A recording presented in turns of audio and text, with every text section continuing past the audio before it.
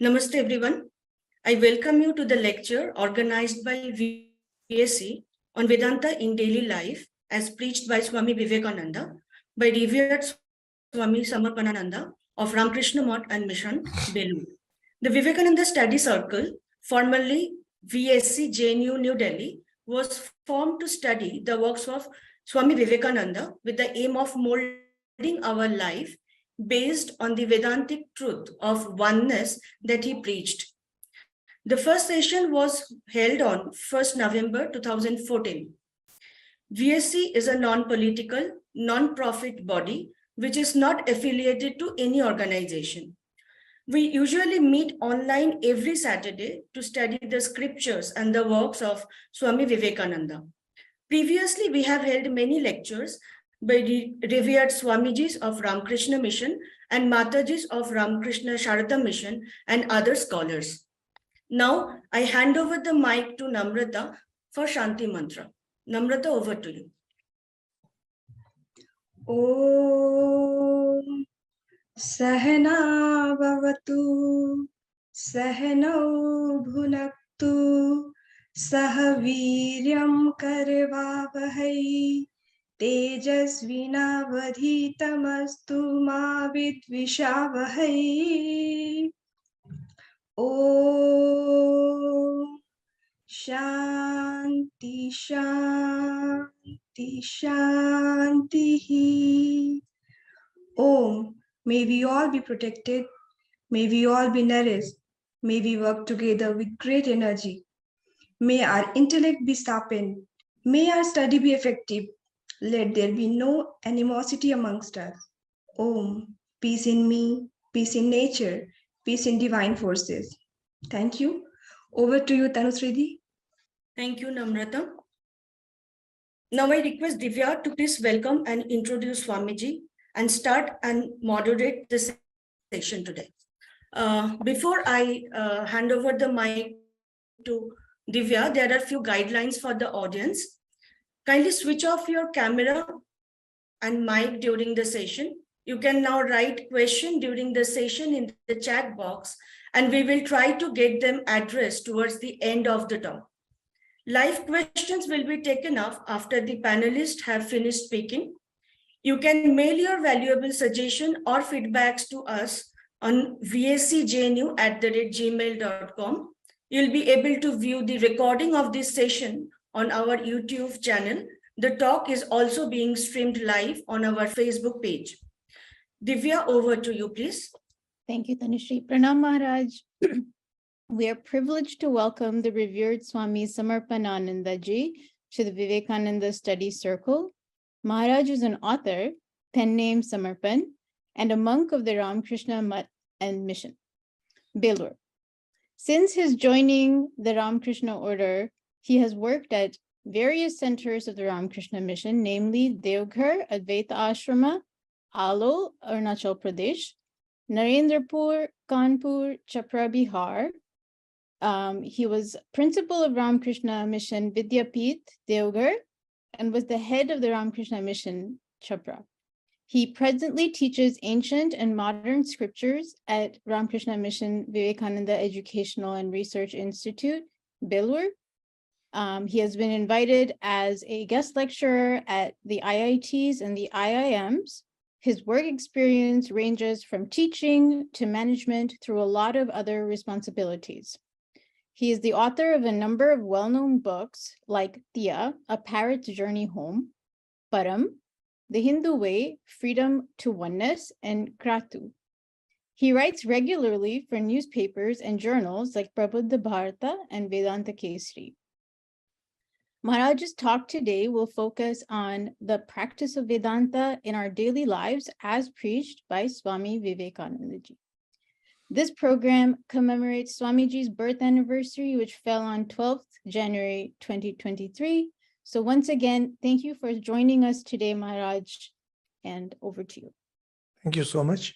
Om Sahana Vavatu Sahano Bhunaktu Saha Viryam Karavavahai Tejasvinavadhitamastu Ma Vidvishavahai.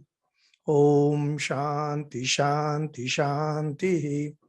Hari Om. Om Namah Shri Yatirajaya Vivekananda Sure Sachit Sukha Swarupaya Swamine Tapaharine.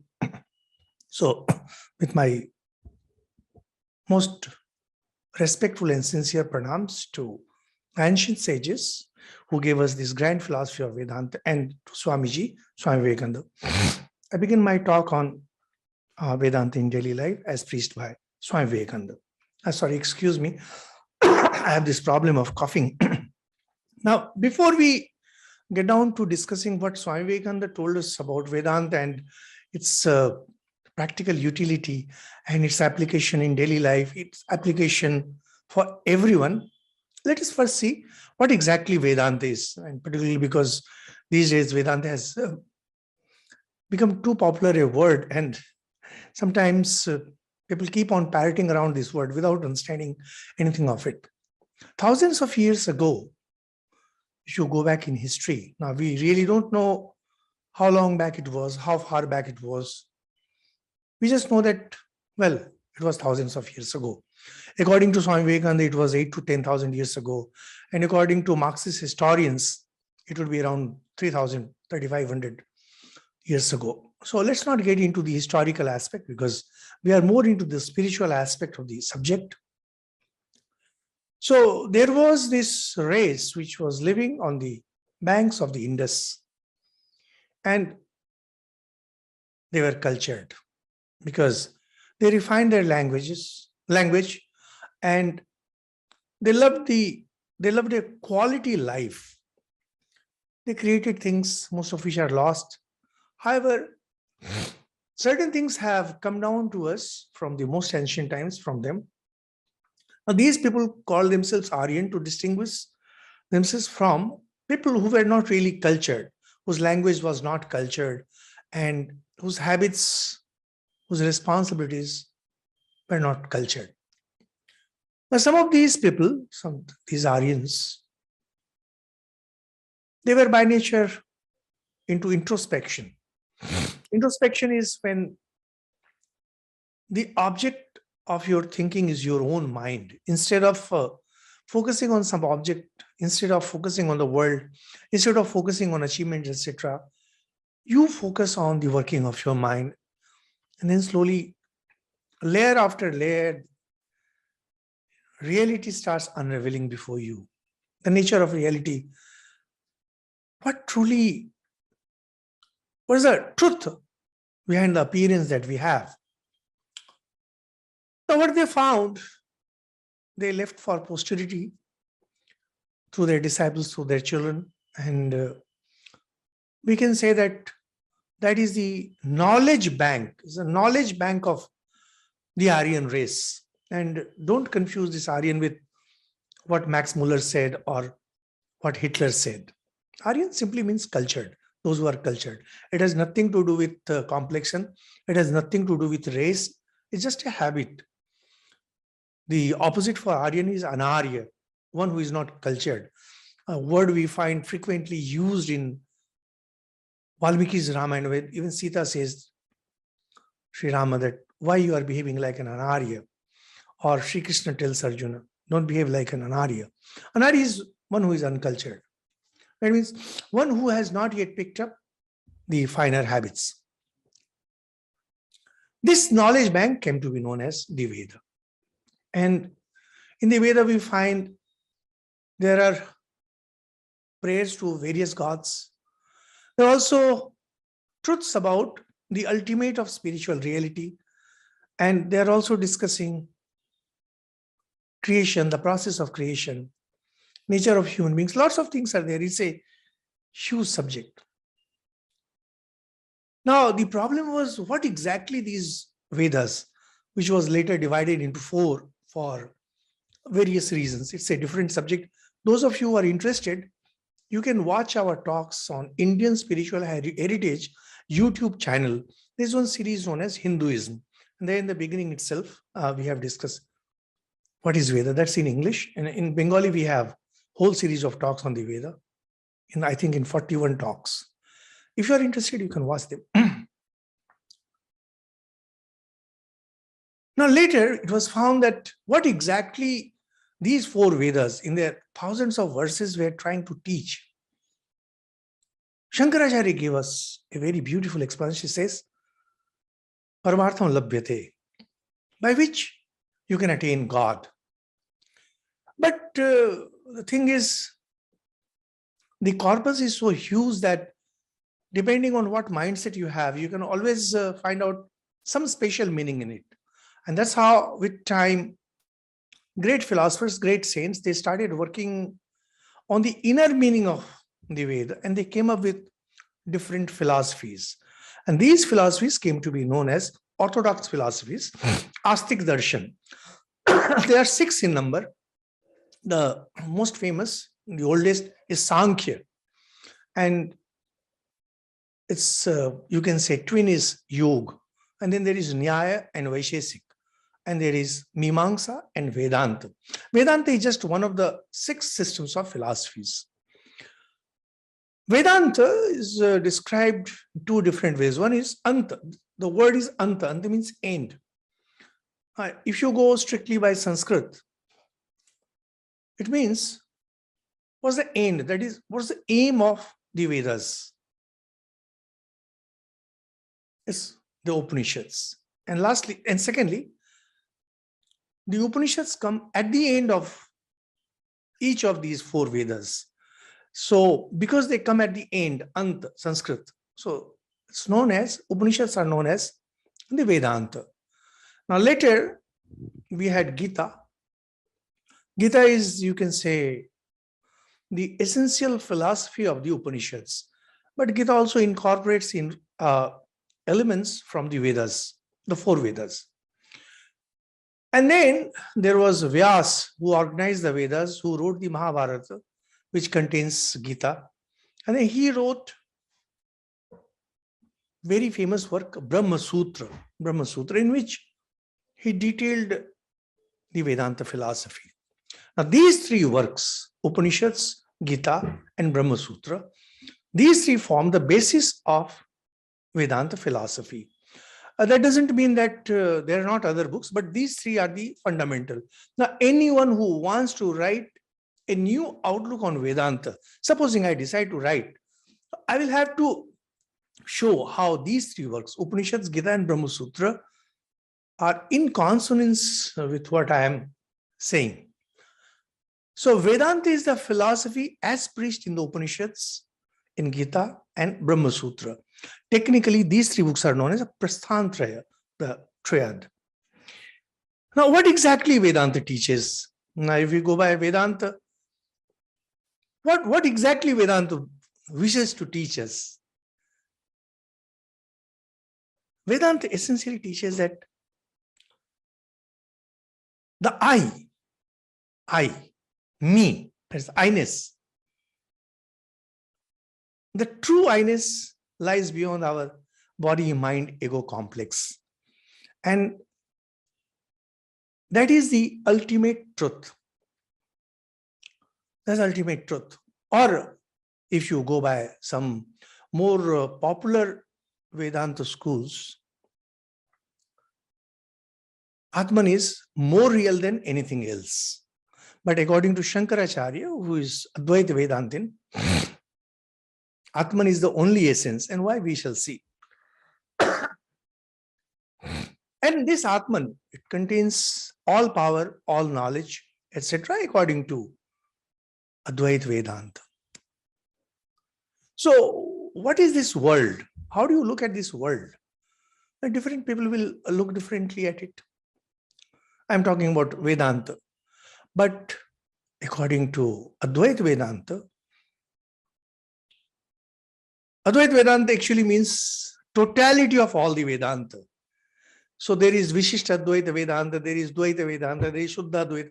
Advaita Vedanta gives us the complete picture as we find in Mandukya Karika. Those of you who are truly interested in understanding Vedanta, you can listen to my talks on Mandukya Karika. It's in English.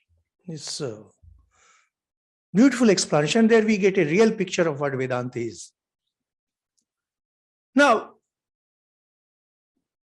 according to Advaita Vedanta, God alone exists. Nothing else. There is nothing else. And whatever we are seeing, it's just an appearance. Shankaracharya gives very clear logic for it. And it's so logically sound that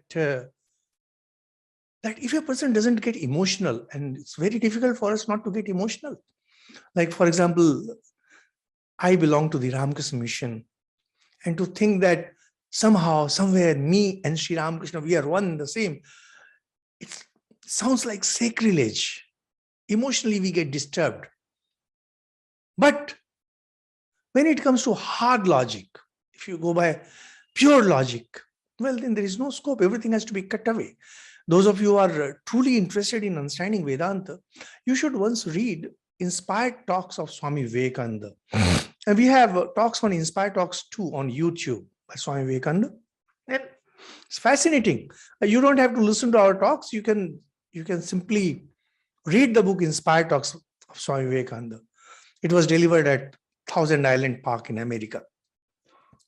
Now, when we look at Vedanta in comparison with other philosophies, we find that the materialists who are in India known as Charvak, for them, the 5 elements or the 4 elements or just simply the elements, that is the ultimate truth.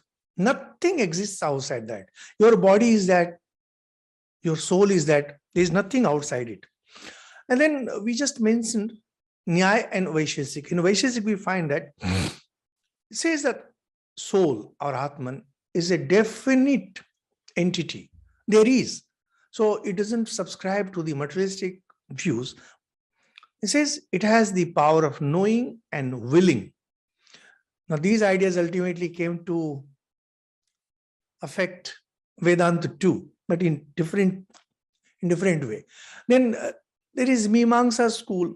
According to it, there is Atman, but it is slave to rituals, Vedic rituals. We just mentioned the importance of Veda and how the 4 Vedas have really regulated the lives of the Hindus. Now, Vedas can be, the 4 Vedas can be broadly classified into 2. One is the ritualistic path. Now, it's not that they are asking you to be ritualistic. Thing is, yajnas were performed and those portions were used during yajna. And there are certain portions like Upanishads which cannot be used in yajna. And Acharya Shankar explains why these cannot be used in yajna. However, Mimamsa doesn't accept Upanishads as the ultimate truth. They say that Atman, that is you, me, anyone,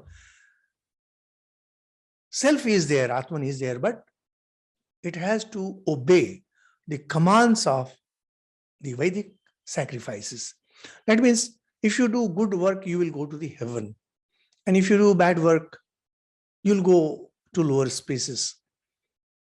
But what is the end? What's the ultimate thing? It goes on. There is no end to it. Now, that was pretty disturbing. How can something just go on? And somewhere it has to stop. But according to Mimamsa school, particularly early Mimamsa, there was no stopping. Then they came up with the idea of Brahmalok, where finally there is some kind of stopping, etc.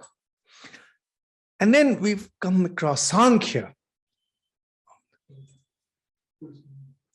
Oh, there was some problem. So the bottom line is that different schools of philosophy, which were based on the Veda, and some of them were not based on the Veda, they saw Atman differently. But in Vedanta, when it comes to Vedanta, it made Atman the supreme being. And as far as Advaita Vedanta is concerned, it was not only supreme, it was the Lord, it was everything. But why? There's a very simple logic to it. Just a minute, excuse me. When do I have to finish? Because I might be getting longish. There is no time limit, Maharaj. Okay, fine. Now, when there is a creation, whenever there is a creation, the term used by the philosophers is actual transformation, and second is appearance. The technical term for these two are Satkaryavad and Parinam. Satkaryavad is whole thing is there. It's already there. And in Satkaryavad, again, you have Parinamvad and Vivartavad. The transformation is real. And transformation is apparent. It appears. So, for example, the easiest way to understand is, those of you who have some knowledge about chemistry, you know, physical change and chemical change. When there is a physical change, for example, when water becomes ice, it's a physical change. Its appearance is changing. But when water mixes with something and there is a chemical change, it has changed forever. Now, this problem of creation bogs every philosophy and every religion. God, if you go by whatever religion, be it Christianity, be it Islam, go by any other religion, the problem remains that God is defined and described as someone who is a conscious being. No religion will say that God is not a conscious being.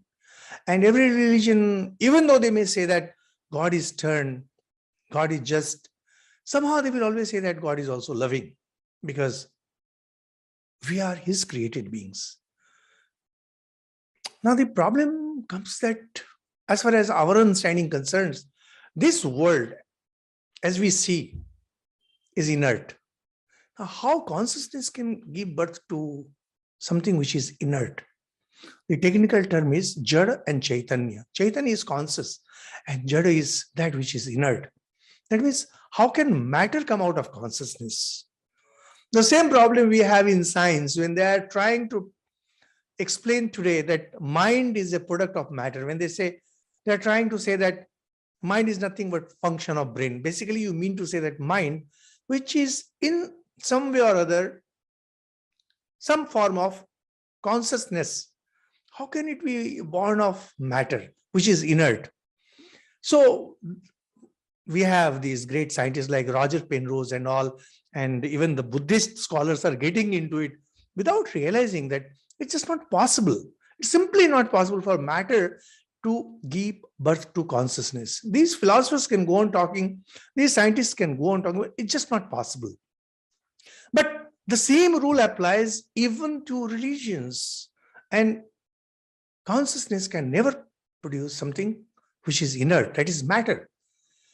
Now, most religions bypass this problem by telling that it's God's will. Now, God being all-powerful, He can will anything. But when you say God's will, according to Swami Vivekananda, God's will simply means, I don't have the answer. That means I don't have the answer, but I am trying to pass it off as something grand.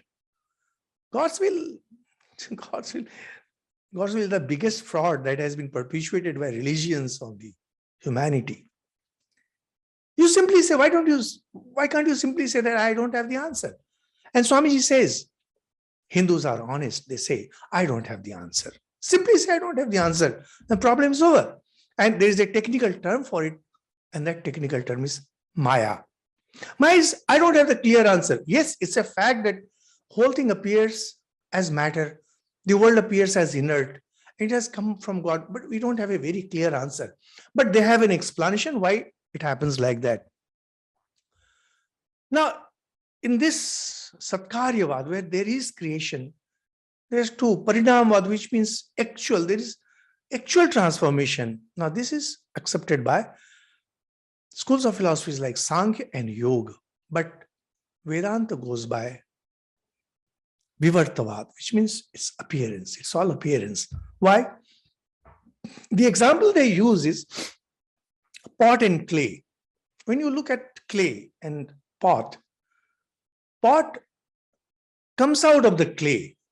That means pot was always there. Now this problem, whether something was already present in it and it has been brought out by some process, is a very big philosophical question. Now we will not go very deep into it because it's a huge subject. Just two important points.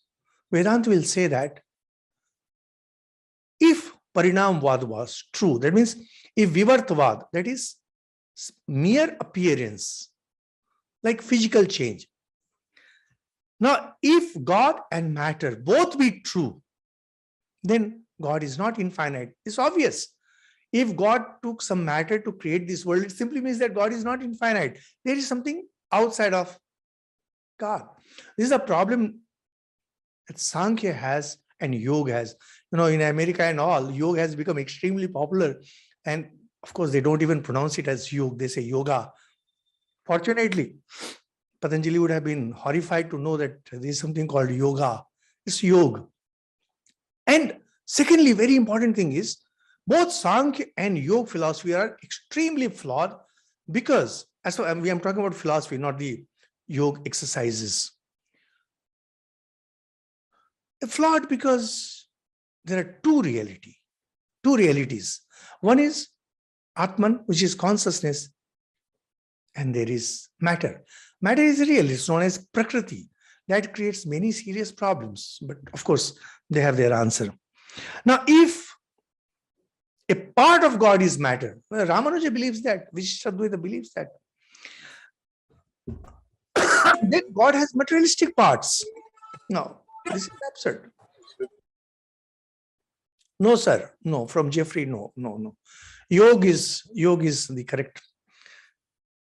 Like, we don't say karma yoga, we say karma yoga. Yoga is not Hindi. Yoga is fully. I've checked it many times. So now, part is consciousness and part is matter. It's absurd. And Vishishtadvaita will simply say that God is all powerful and it's all mystery of God. Now, if creation is whole of God, then sometimes people come up with these ideas, then there is no God left. So these are the major objections of Advaita Vedanta against the popular belief that we have. What Acharya Shankara says, and which is very logical. See, it's a different matter whether I agree with him or not, whether you agree with him or not. He gives hard and cold logic. Says, here is this pen, and this is my favorite example. If you go and watch my videos, you'll find very often I'm using this pen as an example. It says, whenever I perceive this pen, there are two ideas involved.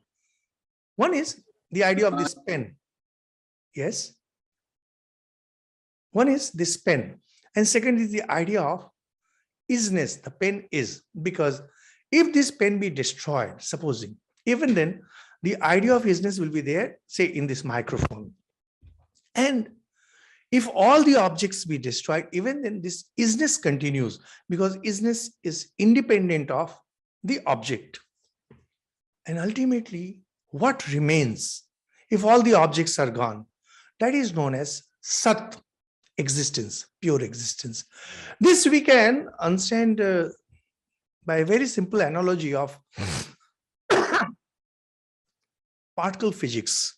If you take the example of physics, although they say that what happened in the first few seconds of creation, we don't know.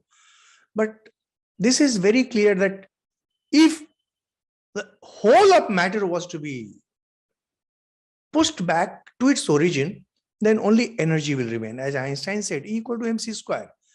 So essentially, whatever matter we are seeing is just some kind of play of energy, some kind of wave on energy. I'm just giving an analogy.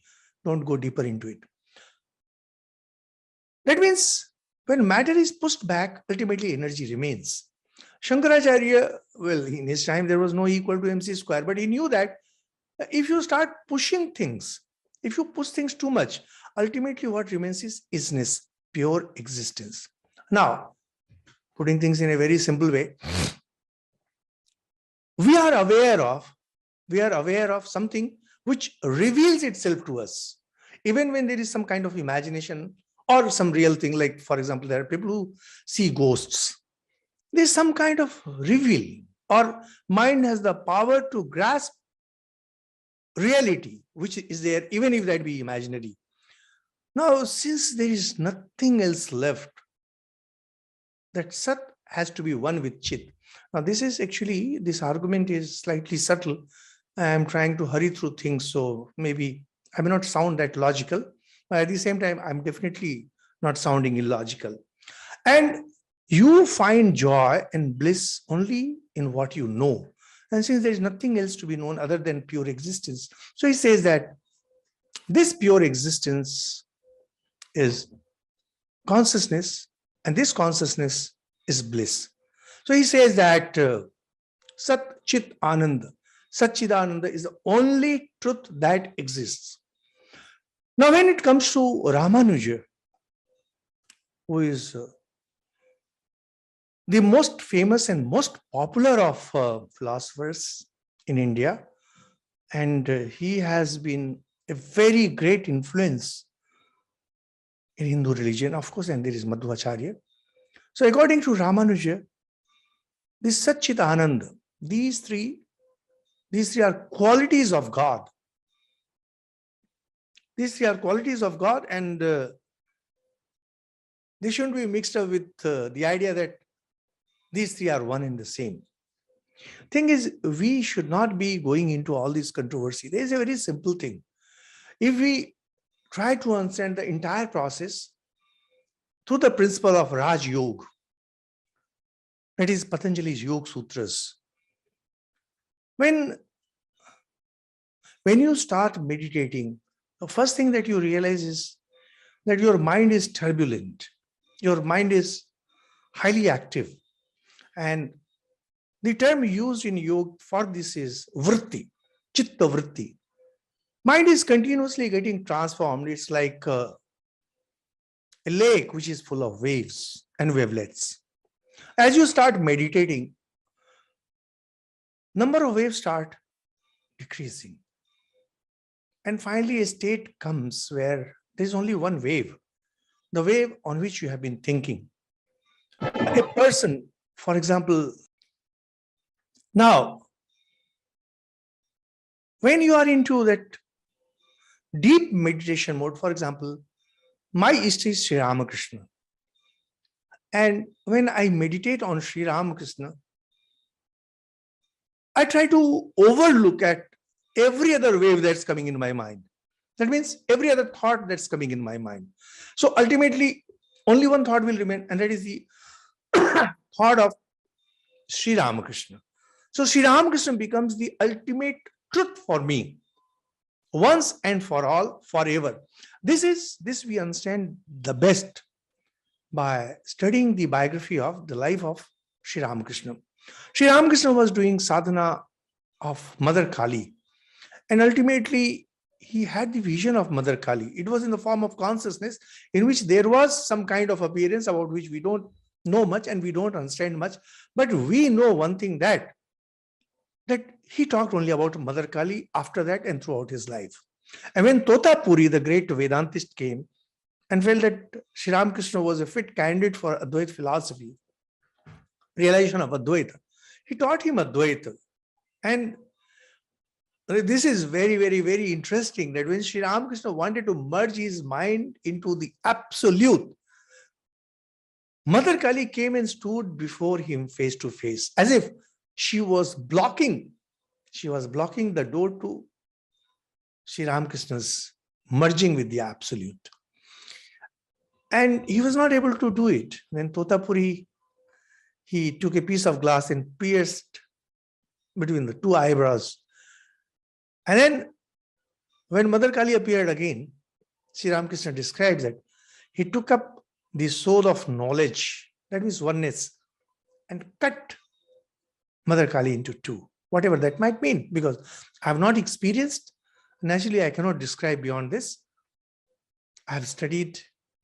I can understand it with the help of my mind and from the words of my teachers. But that is absolutely logical and rational if you try to understand it through Patanjali's Yoga Sutras. The technical term for that is Savikalpa Samadhi and Nirvikalpa Samadhi.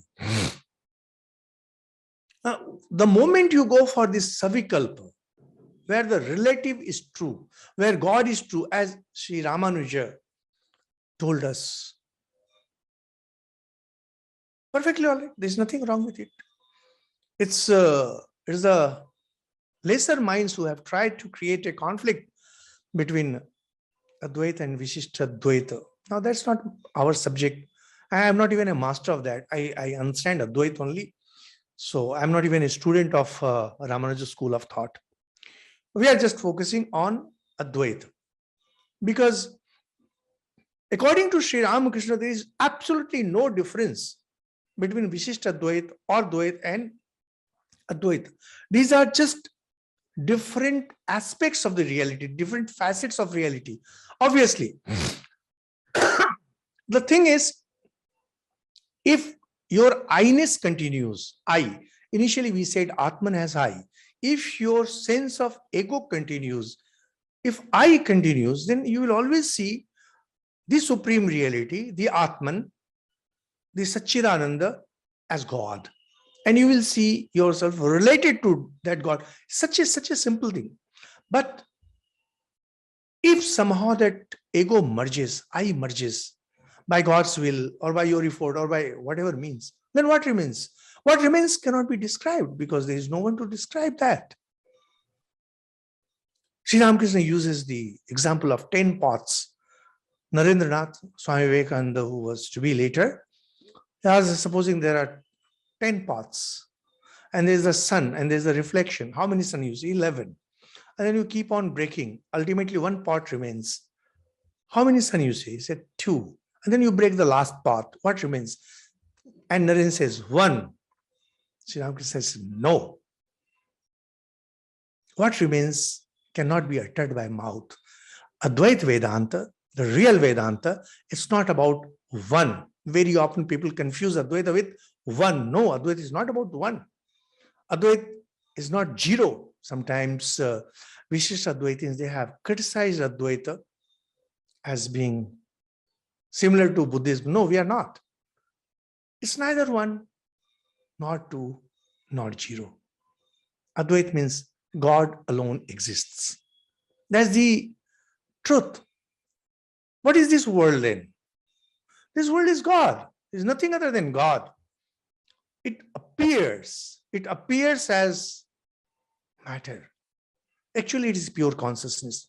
Now, the thing is it possible? Yes. Swami Vivekananda himself had that kind of vision. Like once he was making fun of Sri Ramakrishna about all these things and he said, see, this plate is consciousness and this glass is consciousness. And then Sri Ramakrishna touched him and for the next 3 days, he was seeing everything as pure consciousness. And just to make sure that it was not some kind of illusion, he went to Hedua Park, which was near his home. It's near Swami Vivekananda's ancestral house. He banged his head against the iron railings. And his head got hurt. So matter was there, and yet Swami Vivekananda was seeing the whole thing as pure consciousness. Well, this is in brief the idea about what Vedanta is. Because Vedanta takes Vishishta Dvaita and Dvaita and every other form, and whatever you say, everything is accommodated in Advaita. How? If there is the dividing line of mind, then reality appears in one way. And if the dividing line of mind goes away, then reality appears in entirely different way. When we are discussing Swami Vivekananda and Vedanta, when we discuss Sri Ramakrishna and Vedanta, we discuss the implications of the second type.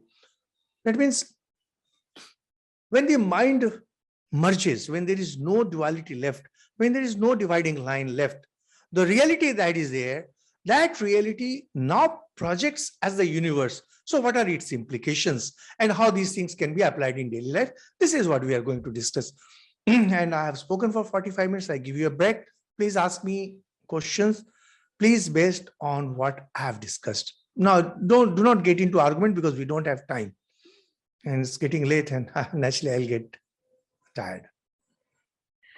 If you have any question which you think, please remember, we are not getting into what from Shubhadeep Patra. What I'll suggest, Shubhadeep Patra, you can listen to my first talk on Mandukya Karika, where I have discussed Vedanta. There I have given some detail. If you read any philosophy on Shankaracharya, there you will find that since there is only existence and that existence is self-revealing, because it's self-revealing. And because it's self-revealing, so that has to be consciousness, because consciousness means it has the power to reveal. And the bliss as experienced through 3 states of waking, sleep, and dreamless, we find that there is some kind of bliss and there is nothing else other than existence. So existence, knowledge, and bliss, they have to be one and the same. It's a huge topic. It's a huge topic, and naturally, Vishishta Dvaita will not agree to that, and Dvaita will not also agree with that. Other religions will not agree with that, but Acharya Shankar is firm in his arguments, and one of the finest arguments that I have ever seen in my life is this, as used by Shankara. Well, why argue? The simple thing is, Sri Ramakrishna has seen it, experienced it, and has said, what is the origin of matter? Now, this is Shubhadeep Patra. Looks like you are deeply interested in it. I'll strongly suggest you to listen to our Mandukya Karika talk. First thing is, Shubhadeep has been asking quite a few questions. First thing is, if you go by Vedanta, then matter is just an appearance of pure consciousness. It doesn't have a reality of its own, as in Sankhya and Yoga. So where is the origin of matter? God's will, Maya. And then we find that Vedanta becomes pretty similar to what other religions also say. And in Gita, we come across this famous shlok where Lord Krishna says that my higher nature is Atman, soul, Jeev, and my lower nature is this Prakriti. So remember, Advaita Vedanta doesn't deny matter. What it says that matter does not have an independent existence, as say in Sankhya and Yoga, or as say in any dualistic religion. Just this has to be kept in mind. I won't say that this pain doesn't exist. Shunyavad may talk about it, Buddhists may talk about it, not Vedanta. Vedanta very much says that this pain is true, but it does not have an independent existence. So you cannot say that Atman is true and matter is also true, as a Sankhya and Yoga will say for Prakriti and Purush. That's the difference. What's the origin of matter? Well, when Satchidananda wills that let there be creation, question is, why does he will? Mandukya Karika puts it beautifully. Apta kamasya kas priha. Apta kamasya kas priha.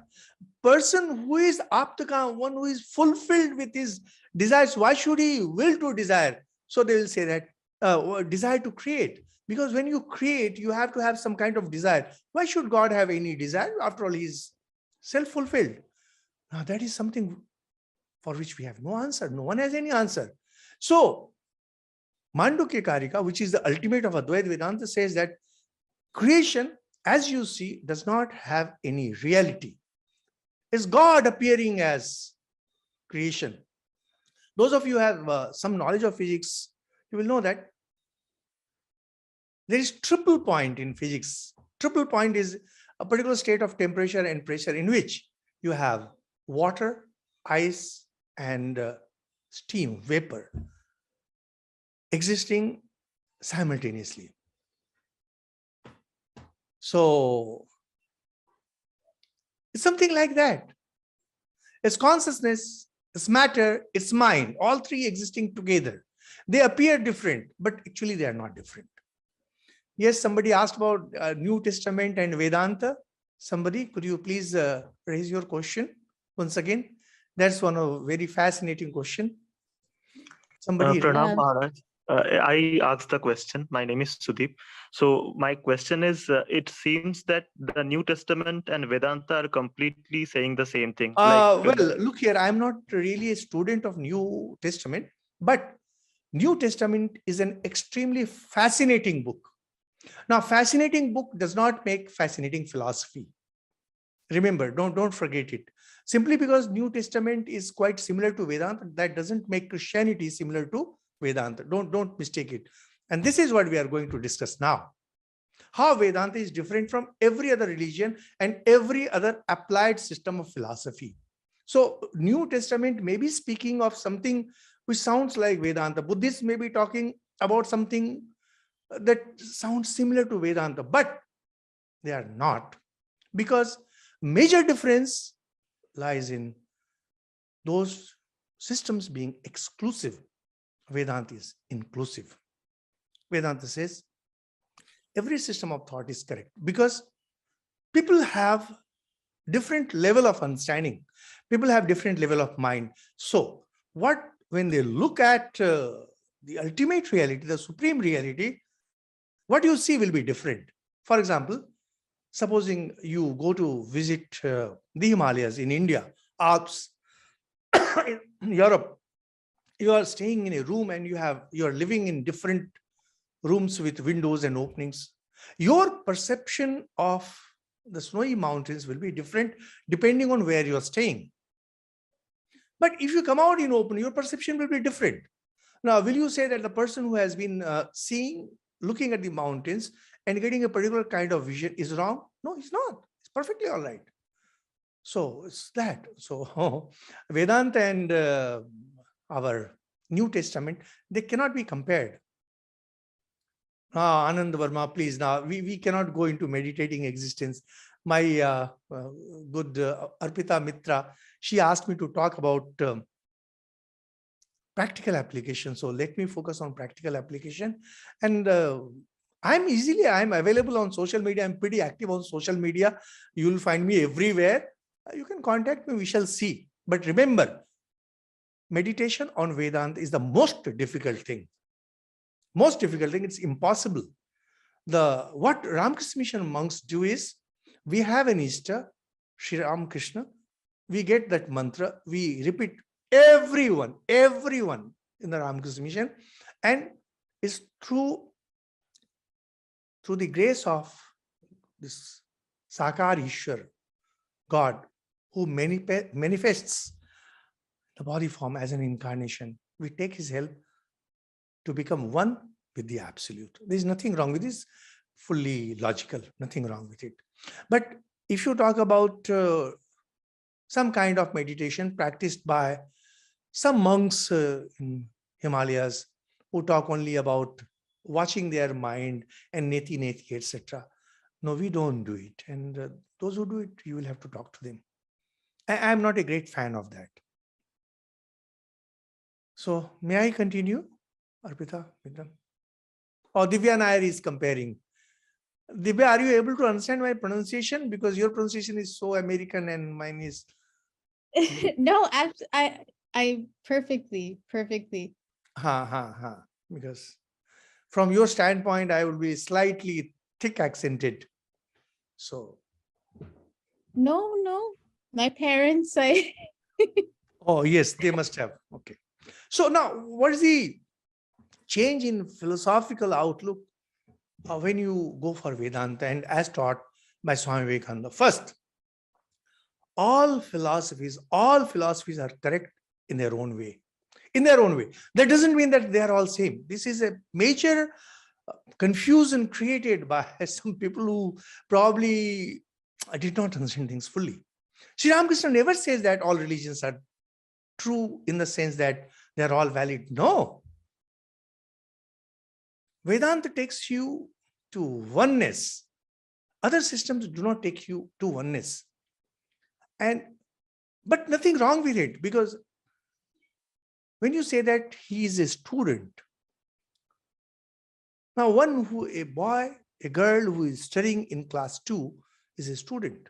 Similarly, a lady and a gentleman who is doing a PhD, he's also a student. She is also a student. Now, simply saying that he or she is a student, that doesn't mean that a class 2 student and a PhD student, they are same. No, they are not. So how Vedanta changes your outlook? Well, let's see. First thing is, it becomes highly inclusive. It doesn't say that if you don't believe in Vedanta, then some seat is booked for you in the hell. No, it doesn't. It says perfectly. You're absolutely correct.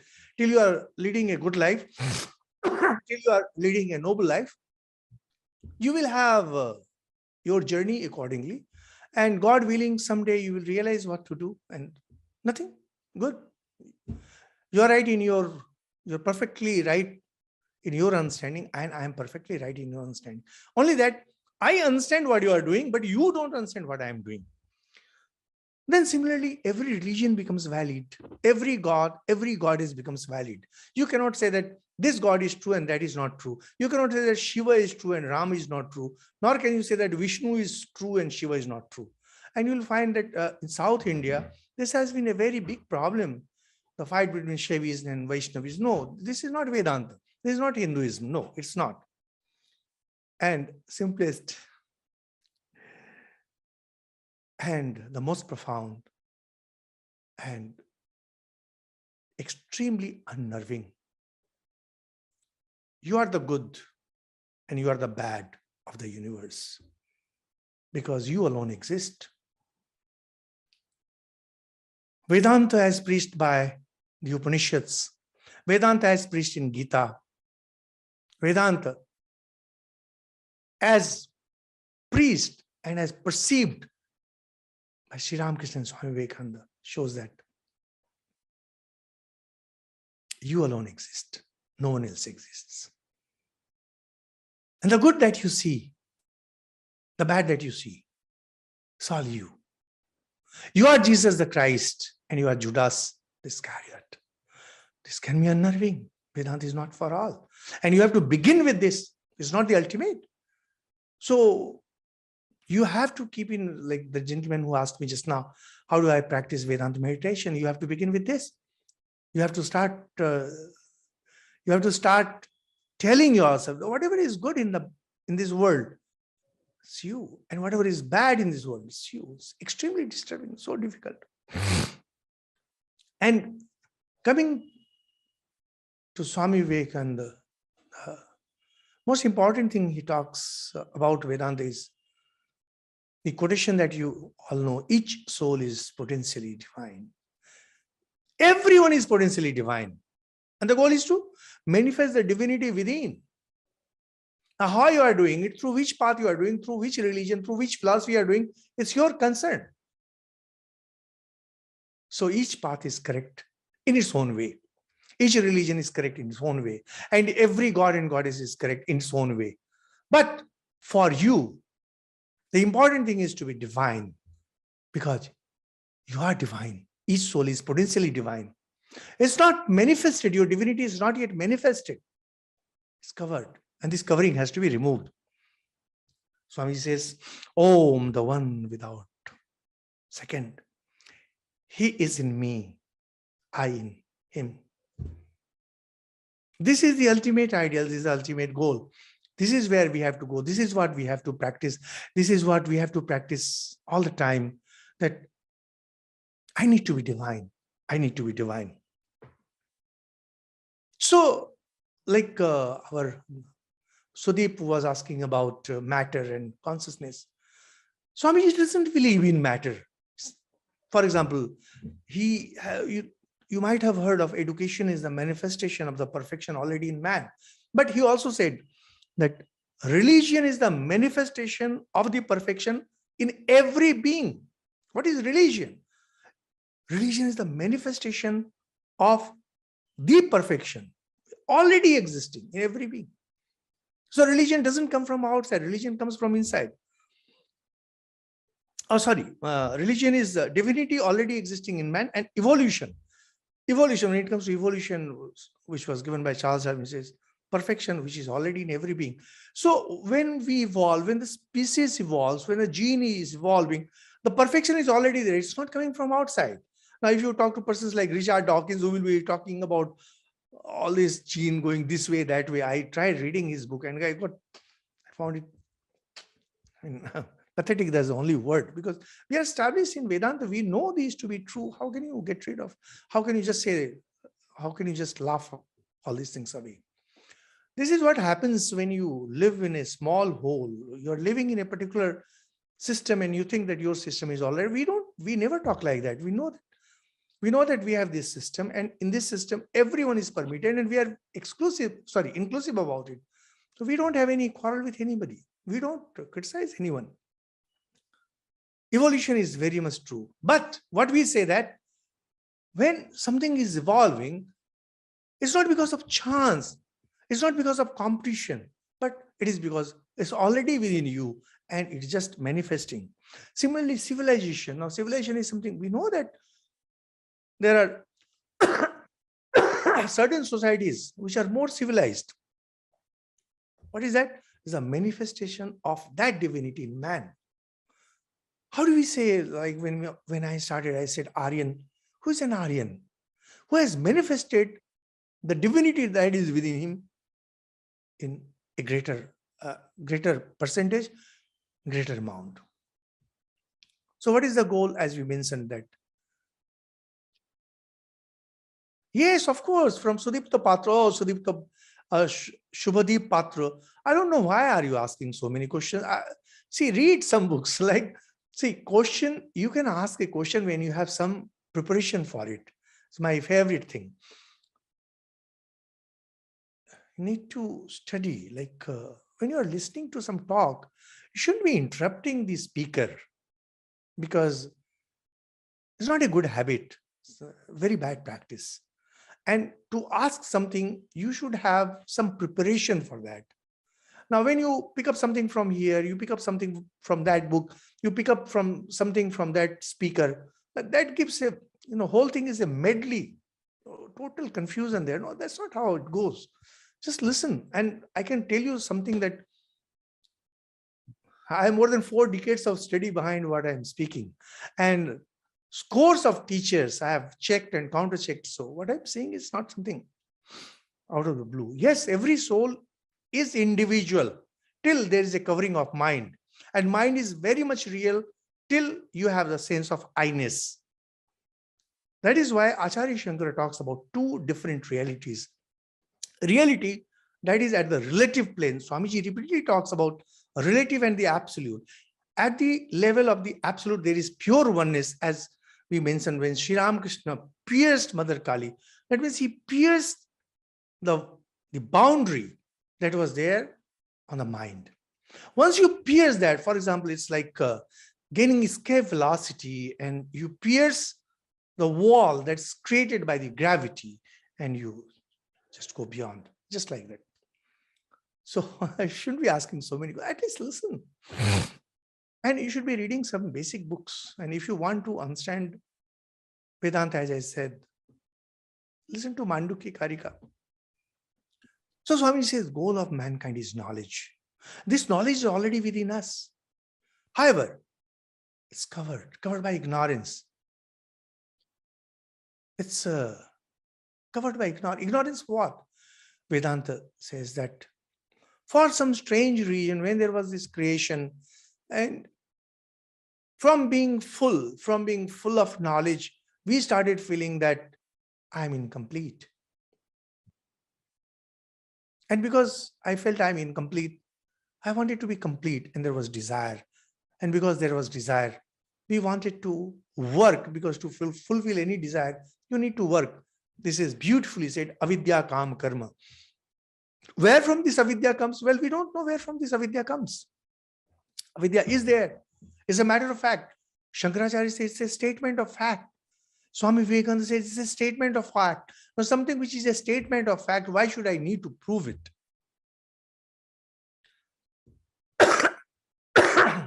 Well, it's there. And because it is there, we feel ourselves to be incomplete. We feel ourselves to be ignorant. We feel ourselves to be lacking in strength. And so we have to work towards it. And that's why so many Indians are running to America to gain some knowledge and to get some degrees from the universities, because they feel that they lack knowledge. And what's the ultimate of that knowledge? It says, to emancipate myself from earthly ties and attachments, so that there will be no rebirth from me. The idea is, when we are under the spell of avidya, we keep on moving blindfolded, as if blindfold is not on the eyes but on the mind. We keep on moving blindfolded, and we keep on moving from birth to birth, because we are in this birth, we feel that the birth is the beginning and death is the end. But sages who have seen things, they know that no, it continues. It's a huge chain, and we are looking only at a small link. So that's what it says. we need to struggle to get out of it. So what's the value of this life? This is one of my extremely favorite sayings of Swami Vivekananda. In one of my books, Param, it's on the front page, on the cover itself. This life is a great chance. I tell you, this life is a great chance because Vedanta believes in rebirth till the time you know your real nature. Unless you know your real nature, this punarapi janvani, punarapi maranam, your birth and death, the cycle of birth and death will continue, as emphasized even by Lord Buddha. Says, what seekest thou the pleasures of the world? Why do you seek? Why do you seek the pleasures of the world? He is the fountain of all bliss, the God. Seek for the highest, aim at that highest, and you shall reach the highest. This life is a great chance. Don't waste even a minute of your life. If you are studying, go all out, study. But the goal has to be to pierce the veil of Maya. And then, because we are having a talk on how Swamiji looks at Vedanta and how makes it practical for us. Swamiji says, pleasure and pain, good and bad, are the great teachers in life. Actually, pain is the greatest teacher. A pleasure is a resting place. If we keep on getting pain all the time, we will be shattered like glass. So our karma brings some amount of happiness, some amount of pleasure, so that we take some rest and then we start our journey. And our journey is mostly through pain, so that finally we may attain mukti. Life like an hourglass, where it draws everything and then throws it out. This is what life is.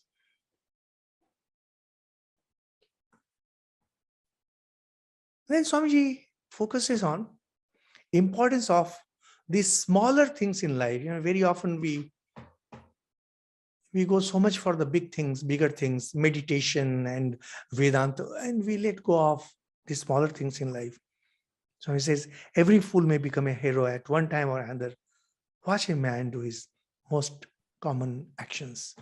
How you comb your hair, how you dress, how you appear, and how you treat the underprivileged. These things show who you are and whether or not you are on spiritual path. A person who is on the path to spirituality, he keeps his room spick and span. His everything is spick and span. And every spiritual person, I have personally seen persons like Srimad Swami Ranganathananji Maharaj, Gambhirananji Maharaj, and Lokeshwaranji Maharaj, how meticulous they were about the smallest things of life. And Swamiji says that you need to feel free all the time. Never be in bondage. Never keep anyone in bondage. And when you work, you should work like a free person. Those of you who might have read Mark Twain, might have read the famous story of Tom Sawyer whitewashing a fence. So Tom Sawyer is punished to whitewash the fence and he finds it so difficult. And then he finds his friends coming and he starts posing as if he's enjoying it and it's fun, it's play. And then all his friends join that. Now, when you work in freedom, you enjoy. When you work in bondage, you suffer. Karma Yoga means working in freedom. But the moment you say that I have to attain this, I have to do this, people say that very often when I talk to students, they say, how can I work if I don't have a motive? Well, when you have a motive, you are working like a slave. And when you do your duty because you love doing it, because you have to do it, you're working in freedom. And that's when results come. No one has ever achieved greatness by working with a motive. Only people who worked, who did something as a way of their duty, as a way of their life, they are the greats. Sri Rama did that. Sri Krishna did that. and says, be cheated millions of times and never ask a question. Because you love helping others. Because you love helping others, so you will be cheated. So why? How does it matter? Simply because you have been cheated, you will say that, no, I am not going to love anybody anymore. No, no, no. It's in your nature. It is in your nature to love people. So your heart has to be broad. And this comes straight from Vedanta, because the person who is cheating you is you yourself. He is not part of your personality. He is not related to you. It's you. That's what Advaita Vedanta says. I mean, these things can be unnerving, so difficult. You are the snake, you are the scorpion, you are the tiger, you are the lion. And you are the saint, you are the sinner. Oh God, I tell you. Swamiji says that all outgoing energy following selfish motive is frittered away. Whenever there is a selfish motive, whenever you say that I have a goal to achieve, know that your energies will now be frittered away. Because Vedanta means to be. Vedanta doesn't mean to become.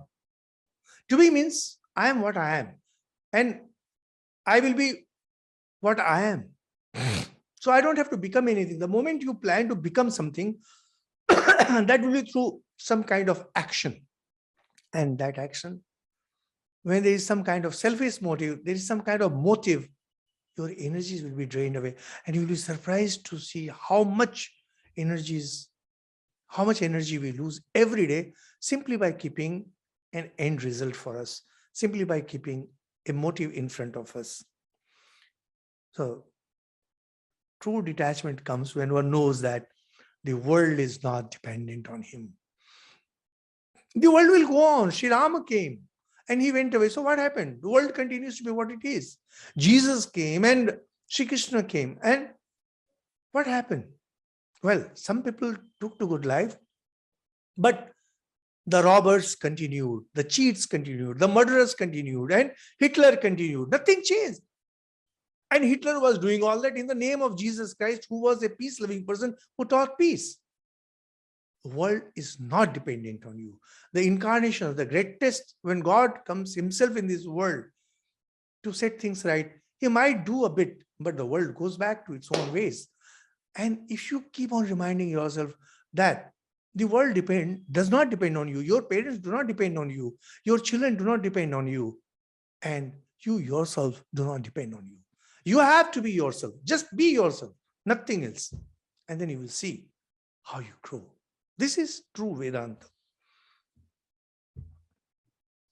Talks about self-control, mental energy, says, nothing in the universe has power over you until you allow it to exercise such a power. This is straight from Vedanta. Straight from Vedanta. We have allowed our lower nature, which is matter, to overpower us, and we feel that I have a body, and we feel that we have a mind, and we are trapped in this circle of body and mind. Those of you might have read my book Tia, which was highly appreciated by Dr. APJ Abdul Kalam. One of the first finest sentences is that Tia is trapped on this earth, and Tia feels, oh, what a strange place to be. Hunger creates body, and body creates hunger. It's a vicious cycle. You eat, body is created. And since body is there, it will create hunger. So, all this is, we somehow believe that I have a body and I have a mind, and we get more and more trapped, and we try to make our body happy, we try to make our mind happy, and we get more trapped. And why we are trapped? Because we let ourselves to be trapped in it. Freedom is not only the goal, freedom is the reality. We are running away from reality. Sometimes people say that you monks, you are running away from reality. No friends, no sister, no brother. You people are running away from reality. You are not realizing that you are Atman. You think that you are a body and you are running after body. You are running away from reality, not us. So, and why you are running away? Because you are allowing yourself. You are allowing, for example, Now we have this corona. Our immune system is weak. And our doctors are saying that those who have a weak immune system, they will be suffering from corona. But those whose immune system are extremely strong, and that's how this vaccine, etc., has come. We allow the virus and the bacteria to enter us and to wreak havoc on our system. Similarly, this world, we allow it to overpower us, and that's how we suffer. Just tell yourself that, no, I will not be under anyone's bondage, and you are free. You are inviting trouble. Fear, Swami says, Atman, I am Atman. I have all the power. I have all the knowledge. Then why I am behaving like an ignorant person? Because I brought it upon myself. Words, why I am scared? What I am scared of? Am I scared of disease? Am I scared of death? Yes. Why? Because I have forgotten my nature. If I am established in my nature, will the fear of death affect me? Will the fear of death of my near and dear ones affect me? No. And that's why Swami says, fear is a sign of weakness.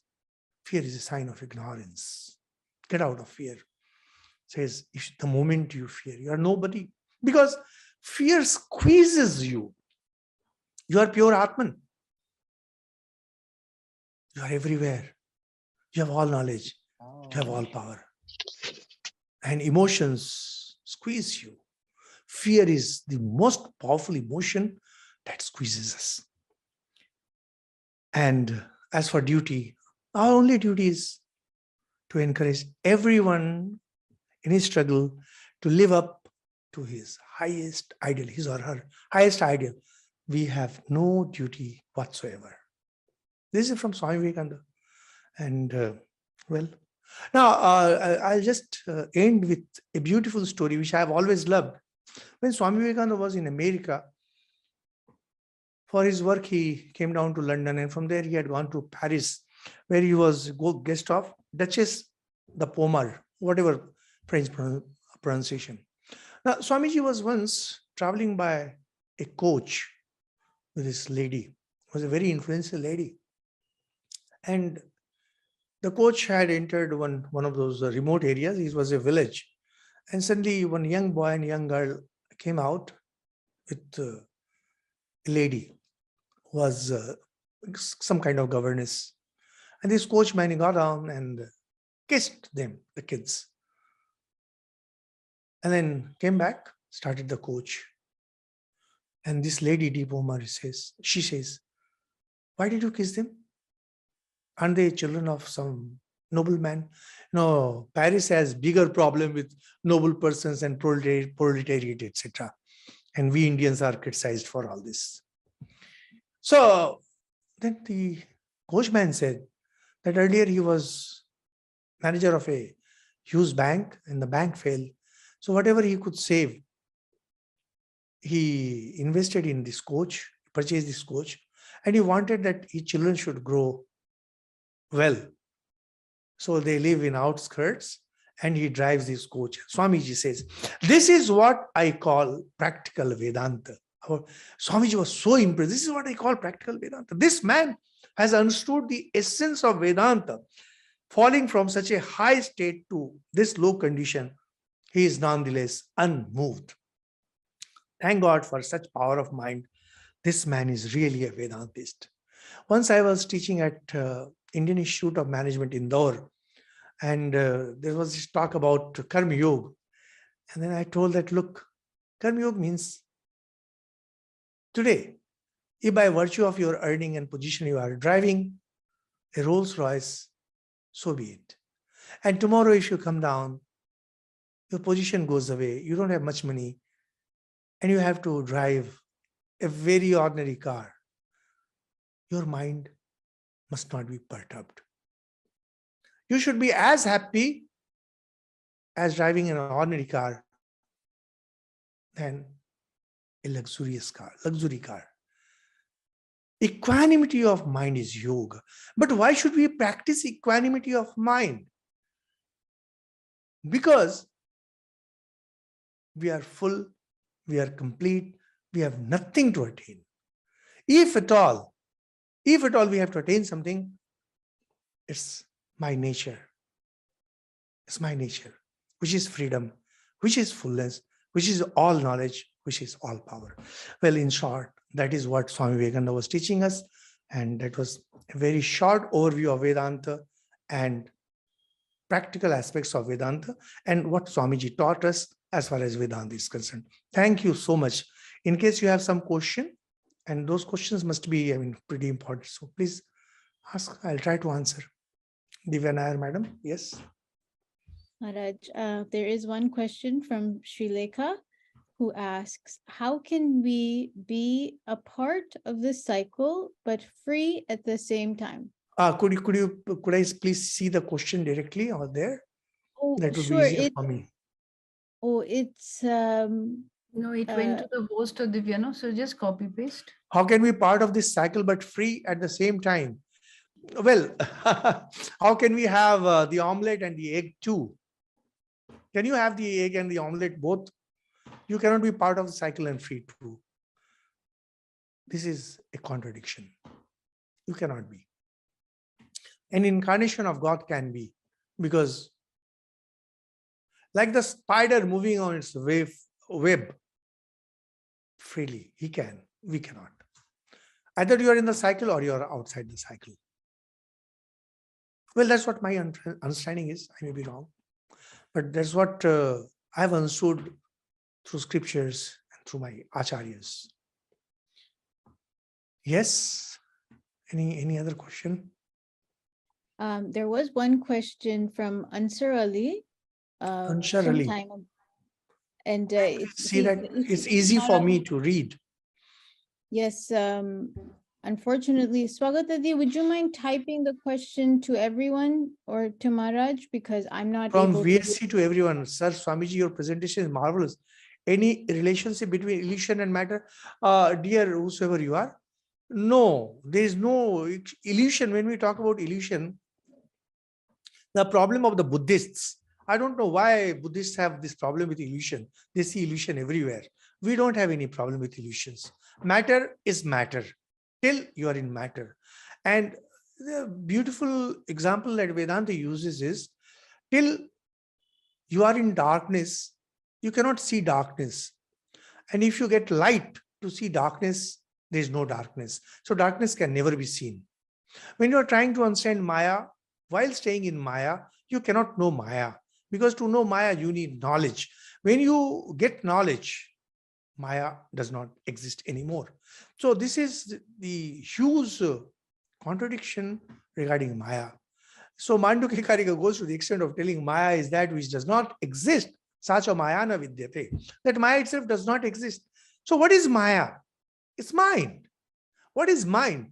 Mind is actually one with Satchidananda, with Atman, with Brahman.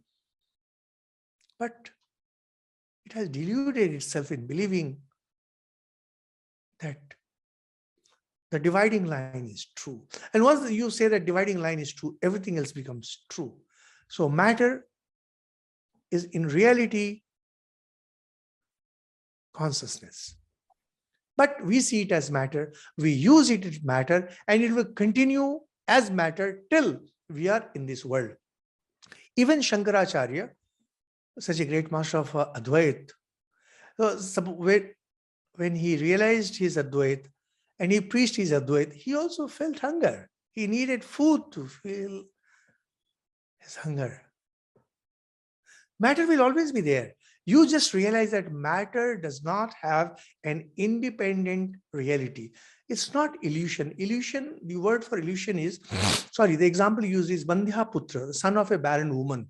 Now you can go on talking about the son of a barren woman. You can write a beautiful book on son of a barren woman. But after all, it's an illusion.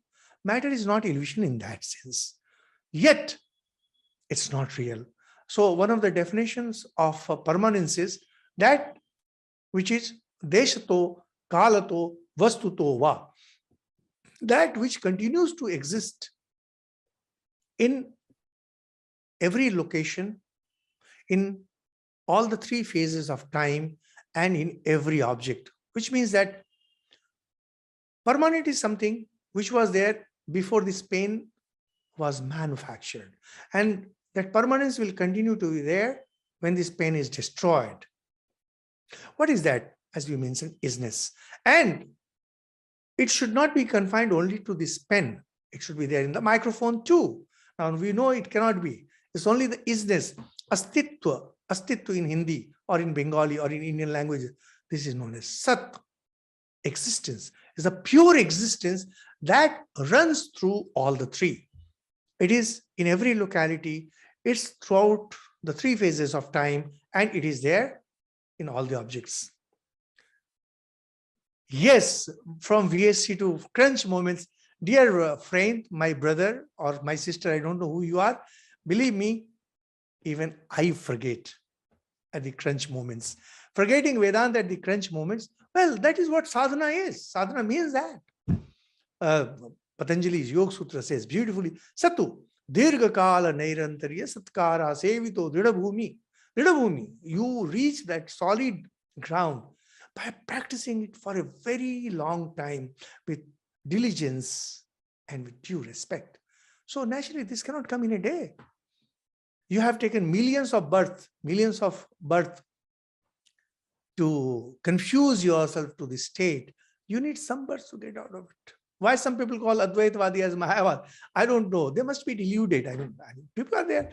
Like when I travel by trains, sometimes people call us nincompoops. Sometimes they call us worthless. No, I'll tell you a joke. And with that, I'll end. One of our monks, who was a very humorous person, and before becoming monk, he was also a bodybuilder, a highly educated, very talented person. Once, he was traveling through one of these local streets. It was lanes. And there were 3 or 4 young boys, and they started chanting, bald-headed, nara mata, nara, taklu, taklu, taklu. So he just turned around, walked back, went near them, and they got frightened because he was one of those bodybuilders. I went near him, he said, fellow with a hairy head, chulwala. And you know what? Now, if you tell that I am bald-headed, I'll also tell you are air-headed, hairy one. Now, if you say that I am Mayavadi, I'll call you by name. Give you some other name. So what? There is no end to name calling, and this is what plagues. Advaitis never get into name calling. A gentleman will never get into name calling. Well, Advaita is actually Brahmavad. Brahmavad means God alone exists. Now, what name they give us, that's not important. It just shows their shallowness. It just shows their lack of knowledge. Yes, anyone else?